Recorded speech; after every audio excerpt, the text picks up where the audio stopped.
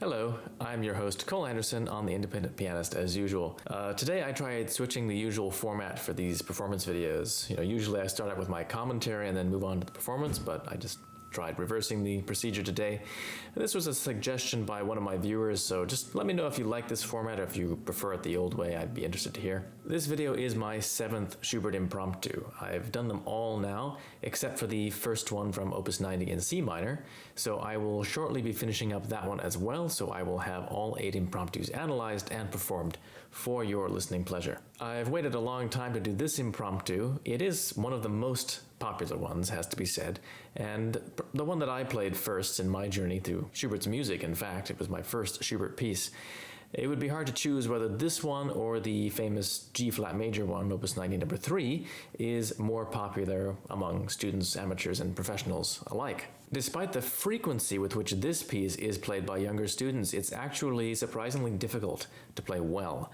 The figuration in the A section is remarkably difficult to play evenly, both from the point of view of dynamics and also timing, especially when it's very quiet, as at the very opening. This must be one of the most difficult openings in any piece that I've ever played, to get those arpeggios to sound just right at the beginning, so softly. As I was recording it, so many times I found that I would get a kind of a bump on the first note of each group. This is because there's a repeated note and your hand has to shift position for each group of 4. So I had to record this so many times because I messed up one of those arpeggios a little bit, which wouldn't matter in a live performance, but in a recording I kind of wanted to get something that was a little bit more consistent. Also, in general, it's very difficult to play those figurations evenly. Generally, the second, third, and fourth notes of each group have a tendency to get kind of rushed and pushed together, giving it a little bit of a hiccupy feel. So you have to really work to keep your fingers really even. This figuration is so tricky to get the right sound on that Walter Gieseking, who of course was a famous German pianist and who edited the Henley edition for these impromptus. Gieseking, as I was saying, actually recommended a fingering in which you avoid using your thumb on these arpeggios, which is highly idiosyncratic, but it's a very interesting idea as well. I didn't end up doing that, but I could imagine how that would give a better result, possibly, if it felt right for you. Just by the by, it's very worth taking a look at Gieseking's edition of this piece and all of the impromptus, because he does have very interesting and unusual fingerings oftentimes. I don't find myself using them very often, but I could easily imagine that for some people they would be exactly right. It's also very worthwhile looking at Godowski's edition of this piece as well. He has some brilliant ideas for fingering and voicing and some other things, which it's definitely worth taking a look at, even if you don't use them. So besides the technical difficulty of the opening, the middle section is very extraordinary for its musical depth. It really requires a very mature musical personality to realize its full potential, which, it has to be said, you don't often hear in student performances, which is quite understandable, of course. It requires a good deal of experience to really know how to bring out the full expression of this passage. This piece is also quite extraordinary for other reasons. It's a marvelous demonstration of why Schubert is so often considered to be the example par excellence of the transition figure between Romanticism and Classicism. So Schubert, who was born in 1797, was a good deal younger than Beethoven, Mozart, Haydn, or Clementi, and other classical masters, but he was significantly older than Liszt, Chopin, Schumann, Mendelssohn, and Wagner. Those are the names we usually associate with musical Romanticism. They were all born around 1810, 1811. I think Wagner was a little later, maybe 1813 if I remember correctly. Undoubtedly, Schubert's style would have developed even more tendencies in sympathy with the Romantic movement if he had lived longer, but what there is in pieces like these is pretty extraordinary. These pieces directly look forward to pieces like Schumann's various cycles like Kreisleriana, or to Mendelssohn's Song Without Words, and to various character pieces by Liszt and Chopin. Although the overall formal outline is very balanced, so we have a clear ternary form, ABA here, the phrase divisions within each larger section are anything but classical. In the opening section, there's a curiously fragmentary quality about the 6-bar phrases. So these 6-bar phrases are divided 4 bars and 2.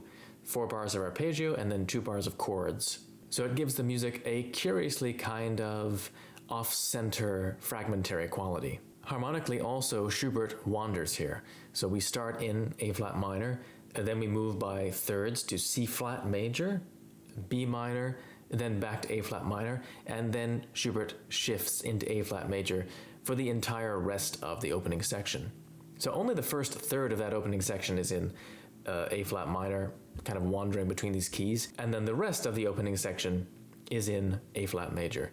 So it's a very romantic notion that he starts off key and has to kind of search to find his tonal center. There's also a very improvisatory quality about the musical building blocks themselves. Schubert uses simple figurations and chords to build his music, and that's very reminiscent of improvisation to me. You could easily imagine him just sitting down and improvising these figurations on various chords and finding this music. Even when we do get a more concrete melody in the left hand, once the music has transitioned into A-flat major, that melody is still pretty schematic and improvised sounding. It doesn't really follow any of the usual rules for balance and proportion that you would necessarily expect, and it has a lot of repetition of rhythm.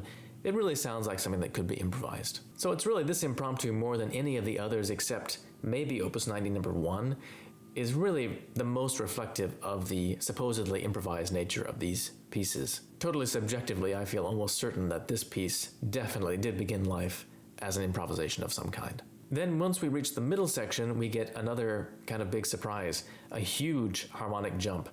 Schubert jumps around the circle of fifths from A-flat major, 4 flats, to C-sharp minor, 4 sharps. So it's the most distantly related key that you could possibly find. And then also expressively, this section is totally different from what came before. The accompaniment is in repeated chords, and it has this kind of inner torment and passion to it, which is really unheard of in the classical model, in which there was, even in the most passionate music, there was always some kind of reference to enlightenment, balance, and reason. So a passage like this one really strikes me as being in direct lineage with the Romantic generation that was coming up. If you didn't know better, you could easily imagine that this was written by Liszt or Chopin or some other heated romantic like that. Now, the classical side of Schubert's makeup reasserts itself in the recap section. So after this incredible passionate B section, the A section returns unchanged to close the piece. But psychologically, this is a little different than a typical classical ternary form, in which the B section would usually not be anywhere near this contrasting with the A section. So after the turmoil of the B section, we can hardly avoid hearing or playing the music of the A section in the same way as we did the first time. And I find that to be another way in which we can see Schubert's kind of subtler psychological contribution to the development of form in the 19th century. I think we see that also in some of his larger sonata form pieces, in which the development is so incredibly emotionally intense and is so set apart from the exposition and recapitulation that once you get back to the exact repeat of the exposition in the recap, it's really like you've gone such a distance that you hear the music with totally new ears. So beyond all this, you'll also notice certain themes and ideas that are very reminiscent of the other impromptus in both Opus 90 and Opus 142. Schubert was obviously cutting these pieces from the same cloth. So first and foremost, there is the left-hand rhythm that appears in so many of these pieces. It's a held second beat with an accent.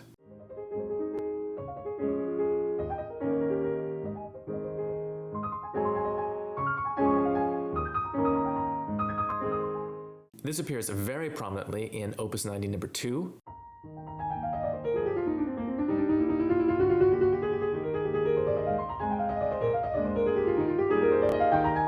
And also Opus 142 number 2.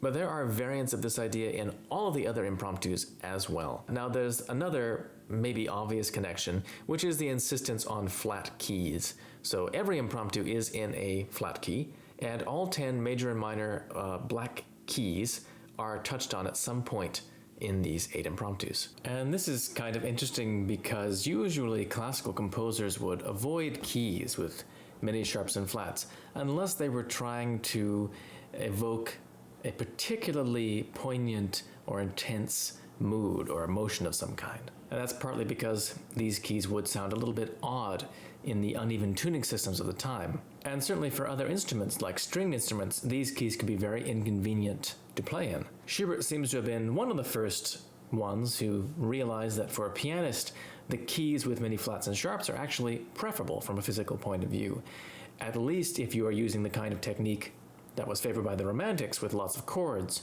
jumps, widely spaced arpeggios, and the like. This is because in keys with lots of black notes, you're able to have a much more relaxed hand position in which the longer fingers can extend to cover the black notes, as contrasted with the much more tense, curved position of the fingers which is required when you are playing exclusively on the white keys. So wide jumps and arpeggios are also much easier to cover in black note keys. This is precisely why, for example, Liszt's student Karl Tausig, when he arranged Schubert's famous military march in D major into a solo piano version, he shifted the key down a half step to D flat major, because it's far easier to hit these kinds of wide jumps in the left hand if you are jumping to a black note instead of a white note. So I hope you did enjoy this video. I hope it was illuminating for you. Please do hit the like button and the subscribe button so you can keep up with this content. And if you're able to, I'd also encourage you to become a financial supporter of this channel. That helps me immeasurably if you can do that. An easy way to do that is through patreon.com. www.patreon.com/independent pianist, and you can sign up for monthly pledges there. Or you can make a one-time donation through PayPal or Revolut. I have links to those in the description box as well. I also do online teaching as well, so if you're interested in that, just drop me a line at cole@independentpianist.com and we can have a free consultation. So please stay tuned next week. I'll have some more great music and conversation for you. And until then, this is Cole Anderson signing off.